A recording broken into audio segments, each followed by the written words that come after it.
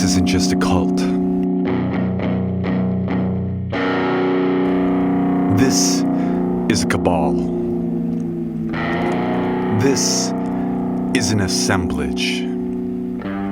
This is hurly-burly.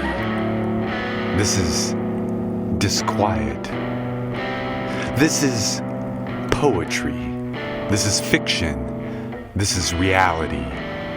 This is bedlam. This is a book review. Okay, I guess it's more like a series of reviews. Hey there, Björ6n Oranj here. Lately, I don't know why, maybe people have run out of media to consume or something, but anyway, I've been getting emails through the website along with some DMs on Insta and the Twitter account. Questions about what I'm currently reading. This happens from time to time, but it has certainly increased as of late, so I thought that I would post some notes for anyone that's interested. I do read a fair amount, and it tends to be a little all over the place, although I do have a particular fancy for alternate history. The Yiddish Policeman's Union by Michael Chabon is an all-time favorite. What's that line? God, I'm horrible at this. It's something like, he could read a comic book by the light of a burning man. He could read a comic book by the light of a burning man. Jesus, that's some fucked up shit. Of course, what else? Alternate history. Philip Roth's The Plot Against America is brilliant. Philip K. Dick's The Man in the High Castle. Fatherland by Robert Harris. Alternate history authors love Hitler and the whole Third Reich as subject matter. What if Hitler was never born? What if the Nazis won the war? What if Hitler's art career had taken off? Would anyone give a fart if Adolf got a dart in his heart near the mart of Stuttgart? It's fascinating stuff. Okay, so let's see. What have I been reading as of late? The first thing that comes to mind is a book titled Astray, Off Track, and Forgotten by J.A. Damon. This is it's sort of a supernatural adventure mystery that came out on 6 seasons, which I believe is a division of Fox and Lily Press. All right, how do I describe this? Well, it takes place in the near future when deep sea submarine cruises are all the rage. The book opens when one of these submarines, the Orchid, washes up on shore of some mystery location. We don't know where. It's tropical. No one knows how they got there. The entire crew is missing, and all that the remaining passengers have to eat is a pallet of crab-flavored potato chips. At the center of the book is a ragtag cast of characters. To start with, there is this Silicon Valley superstar named Tessa that can build just about anything out of nothing. There's this dude, Quentin, who is the heir to an aluminum foil fortune. He's sort of a dick, but maybe he's actually a good guy, you know, deep down. Higgins is a guy whose parents died in a plane crash when he was 8. Everyone loves him. Magdalene had, what was her deal? Magdalene had base jumped the 27 tallest buildings in the world before boarding the submarine cruise. She's got a lot of skills, but she's a real loose cannon. Marco was developing a cure for a rare form of cancer that killed his son. He's pretty narcissistic. Pete was an artist specializing in sculptures made of his own hair and repurposed straws. And Andromeda was, I guess a model or a singer, maybe a singer-actor, possibly from Senegal or Michigan. Really striking. Won't reveal anything about their past. Scares the shit out of the rest of the people. But they end up being the most dependable of the bunch. Okay, yeah, that's about all I'm going to say on that. I don't want to give anything away. There were a bunch of other characters too, but those were sort of the main ones. The book was about 400 pages, and the chapters had a lot of flash forwards and flashbacks along with alternate sort of multiverse elements. There was this whole thing about how this abandoned location where they came ashore had once been something of a zoo or a secret government installation or something maybe religious, possibly a CIA-run tiger temple. There were rogue magicians in the jungle along with mind-reading kittens. I had to start taking notes in a tablet to follow everything. It was really complex and confusing. My favorite scene was when, and I'll try to do this without spoiling anything, it was when three of the ones from the place, well, you don't need to know that, but when those three kicked the asses of one of the others and the one with, let's say, special power, that was cool. That was fucking cool. Way fucking cool. I was also shocked when Pete fucked Marco and then Magdalene killed them both. That was weird. Didn't see that coming. So yeah, I would recommend Astray, Off Track, and Forgotten by J.A. Damon. It's a solid read, especially if you have seasonal allergies or are using a lot of cold medicine. I give it 4.3 stars. It also reminds me of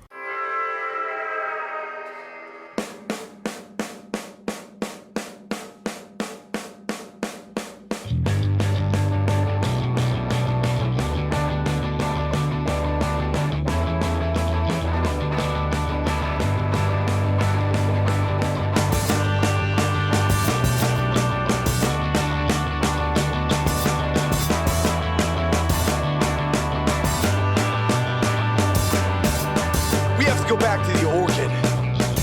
Where would be the fun in that? Your friend's got a Dharma jumpsuit. We have a hostile defense protocol.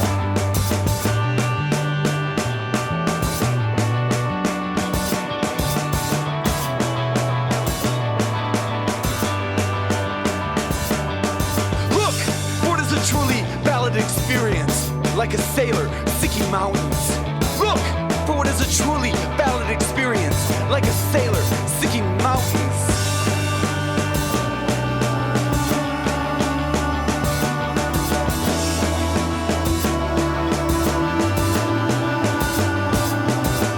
I'll wear fantastic till the last stitch.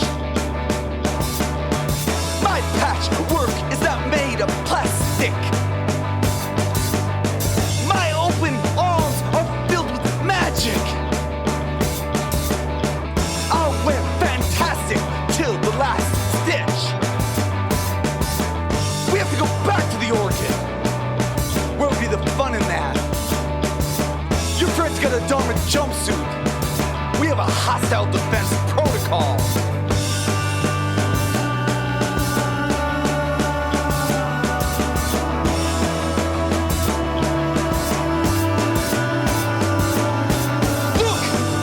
Truly valid experience, like a sailor seeking mountains.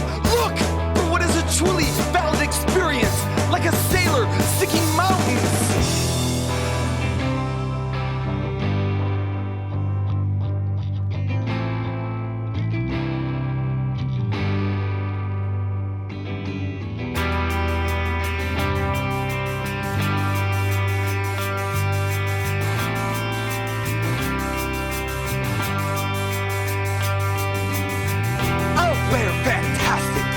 Last stitch. My patchwork is not made of plastic. My open palms are filled with magic. I'll wear fantastic to the last stitch.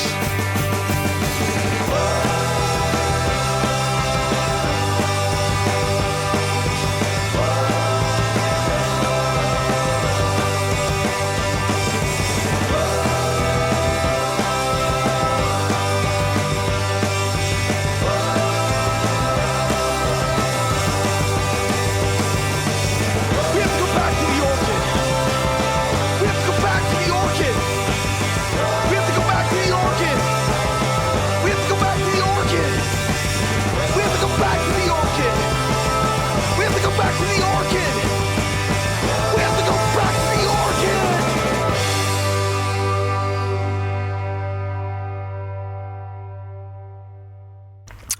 Okay, what else? What else have I been reading? Oh, right. I like reading biographies. It's cool to get to know people. I like comparing my life to the lives of others. If you pick some real losers to read about, then you can feel great about yourself. I like books about redemption, fuck-ups that keep going lower when you thought there was nowhere else to go. Cringeworthy stuff, because, it hits a little too close to home, but yet goes a little farther than you, so at least you have that going. It could be worse, right? You're not that fucked up. But then they get their act together and everything's all right in the world. And if they can do it, so can I. Right? Or maybe I read something about a nobody from nowhere who isn't quite a fuck up, but after years of languishing and not being recognized for their talents gets rewarded through mass appreciation and acclaim. Inspirational shit. Along those lines, I just finished a memoir about this dude from West Texas, a little town between Amarillo and Lubbock. He grew up in a low-income, small-time ranching family. The book describes his relationship with his parents, a mother that kind of worshipped him, and a father that, although kind, was sort of distant and maybe even a little jealous of him. After a few chapters relating a pretty awkward adolescence filled with self-doubt, confidence issues, and an inability to connect with others, our protagonist joins his older brothers who have been working as day laborers at a construction site located on the Gulf of Mexico. This is just after leaving high school. Our hero doesn't have any skills per se, but he's a hard worker. He is also observant of what is going on around him. The houses that they are building are located inside a ritzy gated community. It's a place where once he and his brothers have completed the work, they're never going to be allowed back in those gates. He witnesses a lot of prejudice and mistreatment of the workers during this period, and it had a profound life-altering effect on him. He starts spending his lunch hours and time after work learning from other laborers about social justice and community activism. Eventually, he takes the small amount of money that he's been able to save, says goodbye to his friends and family, and heads out on a quest for knowledge that takes him to far-flung locations around the globe. He spends years studying with philosophers in India and Nepal. There's some really, really crazy shit that happens in Europe where he kind of loses himself in hedonism for a bit. Then after 10 or 11 years, he heads back home. No one has heard of him since he left. His hair is all long and he's got this beard. His family doesn't even really recognize him at first. Things have really changed in his old hood. More and more corporate farms have bought up all the land. Crazy laws have been put in place that only seem to apply to the have-nots. He can't stand it. He starts talking to everyone who will listen about this inequality. He starts talking about how they deserve better and they can have something fair if they just organize and work together. If they unite, they can drive the fat cats off the land and they can have a community built by them for them. So that's all the background to how this guy became a leading agent for equality and justice throughout Texas and then the United States and even now the world. The last third of the book outlines the work that he is currently doing in regards to destroying the for-profit, corporatized penal system in America, abolishing the death penalty, making sure that quality healthcare is available to everyone for free, improving access to education, attacking the wealth gap, and addressing climate crisis. This is one of those memoirs that goes into the category of inspirational. At the same time, I was feeling like, wow, what am I doing with my life? And then, hey, look what I can do with my life. So, good stuff. All right. The book is called Walking the Path of Deliverance by Jesus de Nazareth. I give it 4.5 stars. Oh, and there's this song that was inspired by it.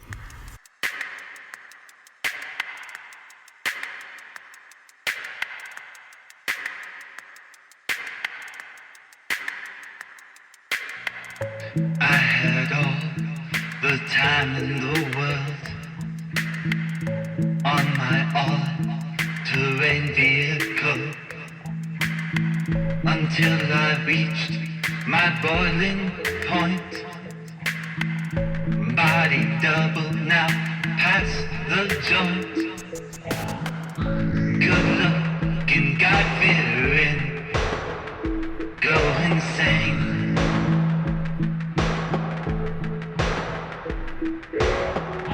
Good looking, God-fearing, go insane.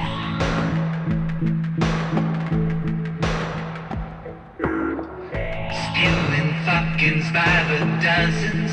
We were laughing at your cousins, 'cause the poison stands deeper in the water that we creep in.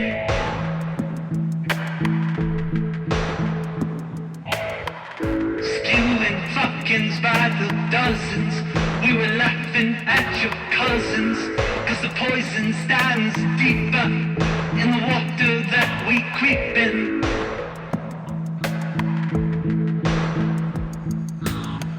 Designer drugs sent overnight.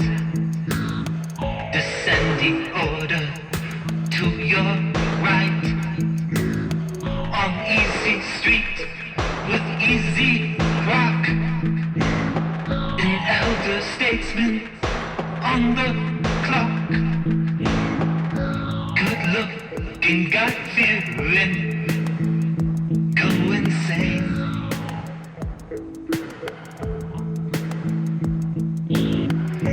Good looking, God-fearing, go insane.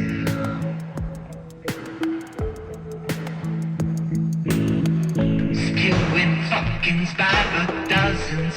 We were laughing at your cousins, 'cause the poison stands deeper in the water that we creep in.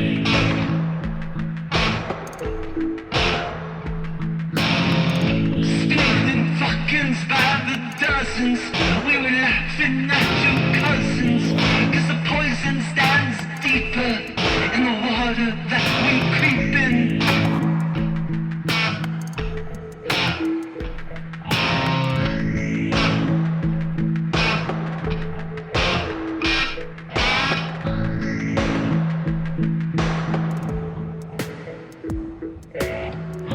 I rode over the mountain pass on a dirt bike I got in France. Rode it up to my echo heart. Instead of dreams that fell apart. Good looking, God-fearing, go insane.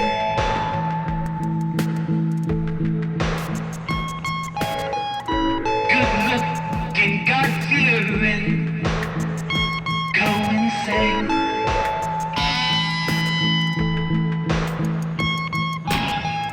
Spewing fuckings by the dozens. We were laughing at your cousins, 'cause the poison stands deeper in the water that we creep in.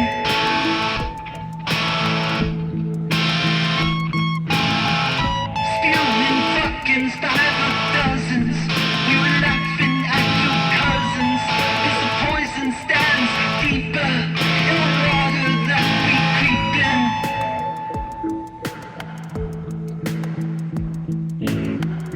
Hard of hearing and hard to please. So hard to sell the happy teas. These incidental inclined planes, ill-fitted for the pouring rains. Jesus H. Christ on Dramamine. Jesus H. Christ on Dramamine. Jesus H. Christ on Dramamine. Jesus H. Christ. What is the definition of a novella? I kind of think it is something longer than a short story, maybe 40 pages, but not over 100 pages. Anyways, I want to recommend this novella I read a little while back. A Custom Continental and an Eldorado too, by Ingrid James. 82 pages packed with observations from a neighborhood in South Chicago circa 1990. It kind of reminds me of Spike Lee's Do the Right Thing, which came out around the same time. It's a hot summer, and we meet all these personalities. They're working at the local car wash, they're hanging out at the park, they're doing all kinds of things. Heat-induced tensions begin to mount, fingers start wagging, this one is that one is this. It ends with a classic, hey, we're all basically the same, so stop all your judging and let everyone be the person that they want to be. If you aren't stealing my bike or punching my nose, then you're all right with me. That's kind of the sentiment. But I like these kind of books. They're a good reminder, and I love the way that James gets there. The book originally appeared in installments, I guess. It was like in the Atlantic Monthly or maybe the New Yorker. I'm not really sure. It kind of had a moment in the early 1990s, but this is the first time that I had ever read it. I looked it up, and Ingrid James, who was really unfamiliar to me previously, appears to be one of those author types. No bestsellers, but all the big-time writers rave about her and praise her as inspiration. I even found a little ditty that was inspired by the book. So here's a few to name a few. They're just like you, the list is true. Dr. Henry, George Monroe, Papa Sands up in Fargo, Jimmy Hayes and Laura Paps, John DeVue and Fritz Milan, Tyra Lloyd and Vic St. Pat's, the True Brigade and Warren Bland, Tom Barone and Ted's Big Band, Dr. Reed by happenstance, Holly Sess and her Gazzetti, Bobby McKenzie, Tyrone Bentley, Ace Mizumi and the Cuties who wash the cars at Mobile Mats, and the guys who fix all the flats. Hey!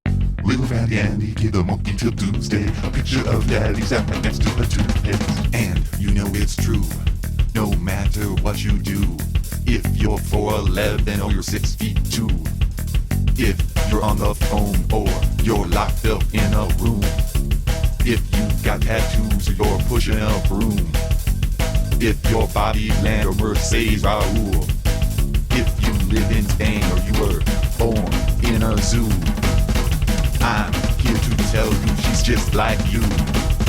If you're a refugee or still stuck like me, if you make the boots work or you live in a tree, if you're full of love or you like to be mean, if you're alabaster or you're a clementine, if you're red, white, and blue, if you're red, white, and green, if you're green, red, and black, if you're red, white, and blue, if you're red, white, and blue, if you're red, white, and blue, that girl's just like you. Do you like William S. Burroughs, A Junkie's Christmas, or Naked Lunch?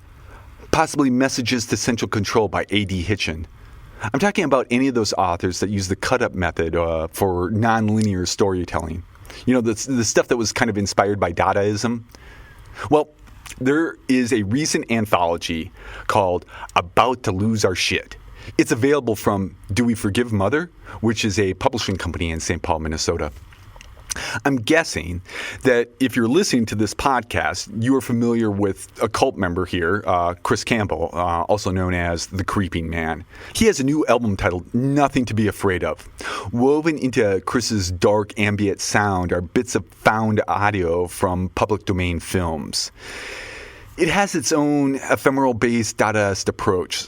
So there's this group of Minnesota writers, either in collaboration with The Creepy Man or maybe it was in celebration of the album, I'm not sure. But they created short stories based on the titles of each of the 12 tracks, which had already been inspired by those public domain films. Make sense? So the book, About to Lose Our Shit, features, for example, Janelle Doublewhite creating a mind-alternating noir from the near future where attitudes are illegal and nothing is allowed to be wrong. It's based on track 4, Karen Blanche Ziegler, from the album Nothing to Be Afraid Of.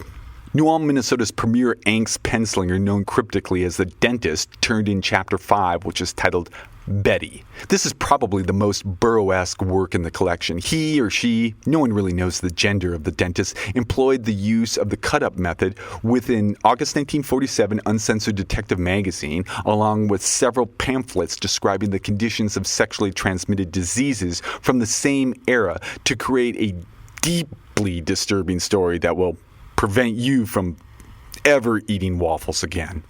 As far as my personal favorite selection from this book, that is a tough choice, but I think I would have to go with Chapter 8, Joe is About to Lose His Shit, which I assume inspired the title for the collection. Continuing with the general concept, Pat Heiderschmidt, who teaches first grade at a Montessori school in St. Louis Park, Minnesota, handed his students copies of books that the local library was discarding. He then had his students cut out words using their alligator safety scissors, and then collectively they used paste to adhere the words to construction paper as they saw fit. Subsequently, Heiderschmidt took those pieces of construction paper back to an art collective located in Lower Town, St. Paul. After a preliminary activity involving absinthe and mescaline, members of the collective used X-Acto blades to cut the pieces of construction paper into 1-inch strips, which then they adhered to each other's naked bodies using a honey solution. Lining the members up on a stage, the third French horn player from the St. Paul Orchestra read the story aloud. It was transcribed into a Google Doc at that time, and then that document was later translated into Japanese. Then it was translated into Korean. This continued for several more languages, with it ultimately coming back around to English. The result is an adorable tale of a stuffed bear named Joe with a foul mouth and a quick temper. However, his friends on Enchanted Island teach him the true meaning of life: compassion. It alone is worth the price of the anthology. Can't recommend it enough. 5 stars. Here's a little sample from the original source material. What do you think I am, a prostitute? No, Betty, I don't. I'm only concerned about your health. So? Look, Betty, you have gonorrhea.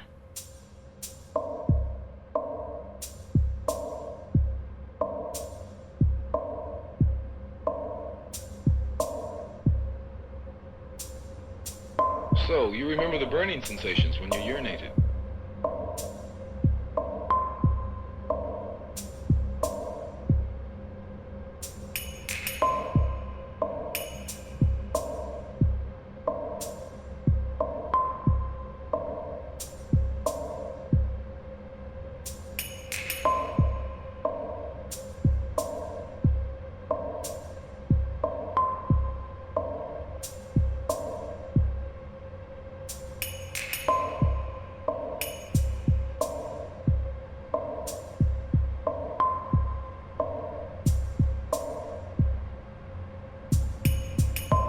I am not completely like other people.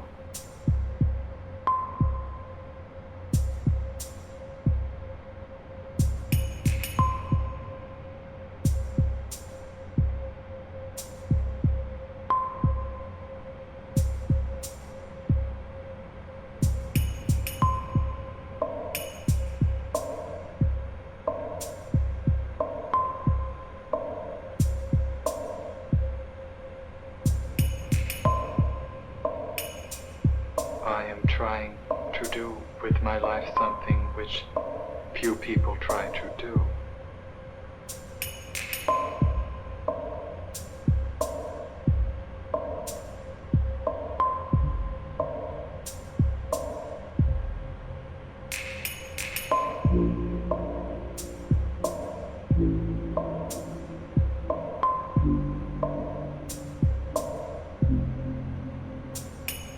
As soon as I express the belief that I do not belong in this hospital, which is a mental hospital, then those who dislike me want to find a worse place for me.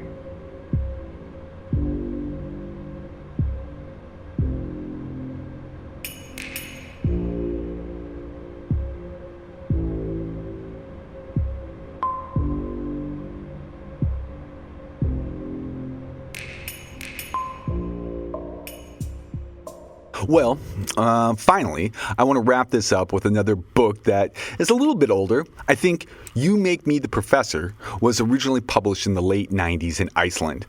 I'm only aware of the Icelandic version of the book, but I think the author, Seamus Patrick Kickham, is actually Irish. I don't know what the deal is there. I really don't understand it. To be frank with you, my Icelandic is pretty weak. So I can't guarantee that I fully understood what was going on in this book, but luckily it comes with lots of illustrations, so you can basically figure it out. First of all, it's a love story. It's about a relationship that spans 6 decades and involves a great deal of cosplay. The story begins, I think, in a Midwestern college town in America circa 1960. A young guy named Sean meets a young lass named Christiana. They are at a house party where a few musicians are performing folk music hits of the day. Sean was dressed as Burl Ives and Christiana had dressed as a lumberjack. And so it begins. We follow these two lovebirds through many phases of their lives. They moved to a nudist colony in Oregon in the late 60s. By the early 70s, they're creating and wearing Star Trek-inspired costumes spanning Federation characters and all new aliens. In the 1980s, they are all about rainbows and bright colors. Sean spends nearly 3 years not only dressed as a neon cloud, but truly believing he is a cloud. Christiana is an on-again, off-again sprite and sometimes pixie during this period. They are both totally devoted. It's a complete lifestyle. The book really never explains how they managed to pay for this lifestyle, but if I understand the text, it sounds like there might have been some sex work involved. By the late 80s, Sean and Christiana have moved to Richmond, Virginia and joined an art collective known as Slave Pit, Inc. Sean played third guitar with their musical act known as Guar for a bit, while Christiana toured with the band as something of a dancer. Wearing carefully placed Band-Aids and a set of ibex antlers, she spat goat blood on audience members from a giant bird cage which hung above the crowd. Of course, there was a lot of drugs involved. That started off as painkillers from underground body modification surgeries, but eventually they were both dependent. That explains why there was really nothing mentioned during all of the 1990s. I guess it's something of a lost decade. Around 1999, the two start appearing in some publications devoted to bodybuilding. They had both cleaned up, I guess. Well, at least they were off the opioids, but they might have switched over to human growth hormone. Because, like suddenly they were fucking beasts. Just huge, just muscle-bound. And then there was a lot more like body modifications. Christiana now had actual surgically installed horns. They weren't big, but they were real. Sean had altered his jaw and his chin to create like an exaggerated lantern effect. They had both done some weird shit to their eyes. It was beyond just contacts, but frankly, I think I didn't translate that part correctly because I'm pretty sure what I think it said is both completely illegal and physically impossible. They had made themselves into, superheroes or mutants or superhero mutants. You've probably heard of them, the Professor and Princess Ibex. They joined up with some like-minded people and formed an organization called Watchdog, which was sort of a Justice League type thing. And here's the part I didn't understand: Watchdog. Which I think was some sort of acronym, but it didn't feature any dog-themed heroes. I mean, what's up? That's like a missed opportunity, right? Anyway, as of 2019, I guess they're both retired. They're going on 80, so, that's probably going to be the way the deal. So, they're not as active as they used to be, but they're really still devoted to their role playing. The thing is now their wardrobe, their house, and even language is completely dedicated to their concept of a retired couple from 1953 in Paterson, New Jersey. They drive around in a 1949 Ford. Christiana answers to Midge, and Sean goes by Mac. In all actuality, they reside in Fort Dodge, Iowa. It's a sweet story. It's true love. Also, it provided me a look into a lifestyle that I really don't know much about. But it's something that's, becoming more and more mainstream. So it's a good education. As a whole, I would give this book 4.7 stars. I'm not sure if the two are related, but I do know of a song with the same title. Could be coincidental. You Make Me the Professor. Neurotic, exotic, skillfully erotic, delightful, insightful, always rather spiteful. My brain can't seem to hold on to facts. I'd hate to have to blame you for that. But when you go, my life just turns black, and that's a fact.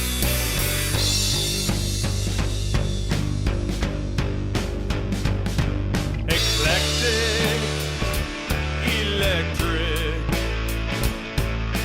brutally eccentric, bombastic, fantastic, definitely drastic. My brain can't seem to hold on to facts. I'd hate to have to blame you for that. But when you go, my life just turns black, and that's a fact.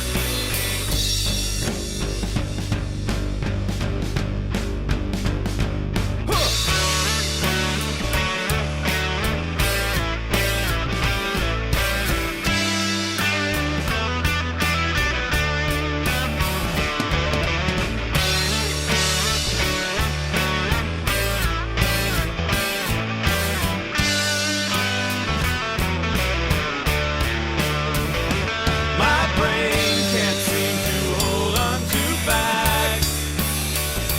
I'd hate to have to blame you for that. But when you go, my life just turns black, and that's a fact.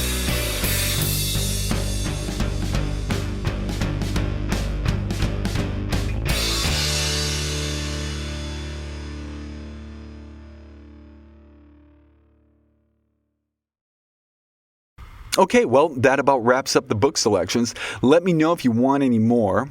You've been listening to This Isn't Just a Cult, a work of real fiction. This episode was written, produced, and engineered by Björ6n Oranj. That's me. If you look at the episode notes, you'll find links to all the music that we featured in the show. So, what did we hear anyway?